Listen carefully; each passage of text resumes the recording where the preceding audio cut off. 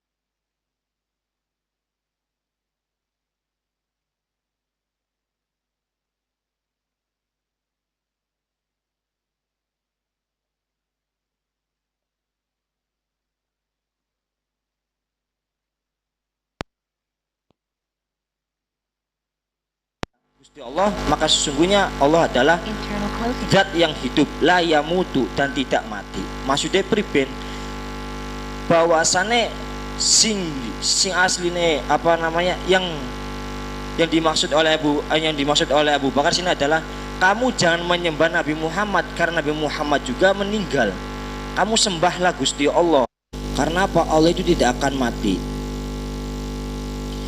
Terus beliau juga membaca ayat pada surat Az-Zumar, Tsumma nuli mau sapa Abu Bakar inna kan tamasdune sira kabeh iku mayitin bakal mati wa inna lan tamasdune sira kabeh mayituna kang bakal mati.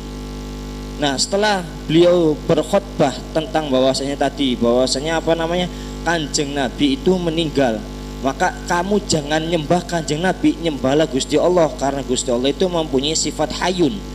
Terus beliau juga melanjutkan dawuh lagi yaitu innaka mayitun wa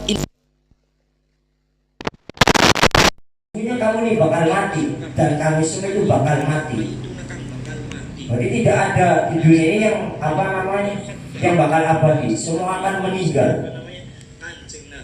Dunia aja nanti bakal hancur pada hari kiamat. Yang masih hidup itu adalah Gusti Allah, karena Gusti Allah itu mempunyai sifat hayun, yaitu sifat hidup.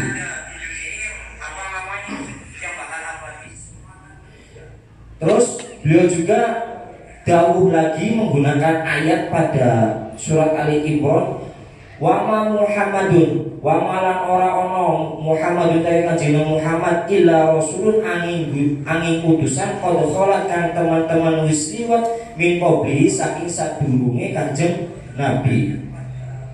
Sapa rasul pira-pira rasul afakim mata ana ta lamun sedo sapa Kanjeng Nabi au kutila utawa den sedo sapa Kanjeng Nabi in qala betum mongko bali sapa sira kabeh ala aqabikum ing atase pira-pira tunggale sira kabeh. Maksudnya gimana di sini? Sini kan ceritakan bahwasanya Kanjeng Nabi itu sudah meninggal. Nah, sudah meninggal berarti kan sudah selesai tugas beliau yang mana nanti diteruskan oleh Abu Bakar. Nah, di sini Abu Bakar itu menjelaskan bahwasanya ketika nanti beliau itu sudah meninggal, bagi kamu pengikut Kanjeng Nabi itu jangan balik lagi ke ajaran agama nenek moyangmu. Yaitu maksudnya nenek moyang itu yang bangsane jahiliyah. Berarti ketika Kanjeng Nabi meninggal aja sampai seribu murtad mani, tetap mengikuti ajaran Kanjeng Nabi yang mana nanti dipimpin oleh Khalifah Rasyidin, yang mana setelah Kanjeng Nabi ini akan diangkatnya sahabat Abu Bakar Siddiq sebagai khulafah pertama. Maka di situ Abu Bakar itu mengingatkan, sekian ki Nabi meninggal, sirah koki aja balik maning agama ni sirah segemian, tetap lanjut di agama Islam, cuma dipimpin oleh khulafah Rasyidin. Walaupun tidak ada Nabi Muhammad, tetapi ajaran itu masih ada dan tetap ditegakkan oleh khulafah Rasyidin. Walam yakulan ora ono fi sahabatin dalam sahabat kina ide dalam hari kalane wafatun Nabi asbatu teger min Abi Bakrin saking Abu Bakar wal Abbas lan Abbas. Tsumma khaufan muli antem apa jazaohum ngrusone sapa sahabat taksian kang anut bitabatin kelawan teger bitabatin Abi Bakrin kelawan teger Abu Bakar wasobrihilan sobare Abu Bakar. Dan di antara dan ketika dikasih tahu kabarnya Kanjeng Nabi itu wafat, semua sahabat itu tidak ada yang tidak menangis. Semua itu menangis, apalagi Abu Bakar As-Siddiq yang mana beliau itu sahabat paling utama dan sahabat yang paling baik. Karena apa? Seluruh ulama ahlu sunnah wal jamaah sepakat bahwasanya Abu Bakar adalah orang yang paling baik setelahnya Rasulullah. Terus habis itu menyusul juga Umar, Utsman, Ali dan semua orang yang dapat jaminan Rasulullah untuk masuk surga. Di antara orang yang dijamin oleh Rasulullah surga itu adalah para sahabat. Makanya pas ada kabar bahwasanya Nabi itu meninggal, semua sahabat itu menangis gara-gara kehilangan sosok Nabi Muhammad SAW. Apalagi kayak Dene Abu Bakar yang kemana-mana itu selalu berbarengan dengan Rasulullah. Beliau itu terpisah sama Rasulullah itu pas ketika tidur saja, mangan bareng, dolan bareng, hijrah bareng, terus dakwah ya bareng. Dan yang pertama yang menemani dakwahnya Kanjeng Nabi ya Abu Bakar, yang mempercayai bahwa tragedinya Isra Mi'raj itu Abu Bakar. Maka hati Abu Bakar ini sangat terluka, sangat sedih pas ketika mengetahui kabarnya Kanjeng Nabi itu meninggal. Dan di antara orang yang paling sabar dan orang yang paling kuat itu adalah Abu Bakar. Beliau itu sangat sabar ketika menerima kabar bahwasanya Nabi Muhammad itu sudah meninggal, dan beliau pun sudah mempunyai rencana ke depan bahwasanya tetap agama Islam tetap ditegakkan walaupun Nabi itu sudah wafat. Dan nanti habis ini akan ada tragedi ataupun pemilihan sebagai Khulafaur Rasyidin. Nanti akan dipimpin oleh Abu Bakar. Nanti ada tragedi pemilihan, penunjukan. Mungkin untuk malam ini kita cukupkan pada ceritanya sikapnya Abu Bakar setelah wafatnya Kanjeng Nabi. Bahwasanya Abu Bakar itu sangat terpukul, sangat sedih ketika dikasih kabar bahwasanya Nabi itu meninggal, dan beliau juga sangat sabar ketika menerima walaupun beliau itu sedih, beliau itu sangat menerima karena semua ini adalah kehendak dari Gusti Allah. Dan Umar bin Khattab adalah orang yang pertama kali yang diberitahu oleh Abu Bakar tentang kewafatannya Nabi, dan Umar juga tidak percaya bahwasanya masa iya Nabi itu meninggal. Dan setelah memberitahu Umar, Abu Bakar memberitahu kepada seluruh penduduk kota Madinah, berkhutbah di depan semua masyarakat Madinah dengan mengucapkan, janganlah kamu menyembah Nabi Muhammad, karena Nabi Muhammad saja meninggal.